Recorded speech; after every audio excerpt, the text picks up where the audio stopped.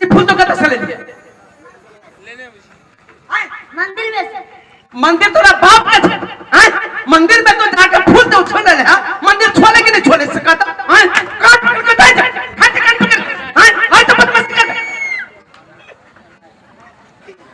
छोटा कहां के जात पात के कोई ठेकान नहीं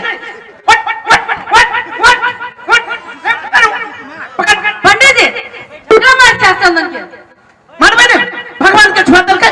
मंदिर में के फूल तोड़ के ला लिया भगवान के छोड़ देते क्या छोड़ जाए आहा क्यों तू नहीं छोड़ता जात को जात पास नहीं हो जाए कर्म नहीं हो जाए मुझ आहा के कर्म छी अपने आप के कितने बड़का सर्वश्रेष्ठ महान समझी छियो अपने तो चले धीर पंडित जी जो पुधरी के घर में जाकर दारू मत खाई थी हमने देखे थी और तो दान दक्षिणा के लागे पंडित जी जीप ले यहाँ थी ढोल रचने बंद करूं ए सुखरीबा के बेटी वही दिन हम जान बुझ के तोरा छोड़ देलियो मुदा आज जब किसी बकबक पहने ने गर्दन पकड़ के मसोड़ दे सकत दियो गर्दन तो हम आगे मुसब आहा दे अपने आप के सर्वश्रेष्ठ महान साबित करे के लिए एगो बच्चा पर शोषण करे छे छोड़ जाए ते का के छोड़ जाए आहा क्यों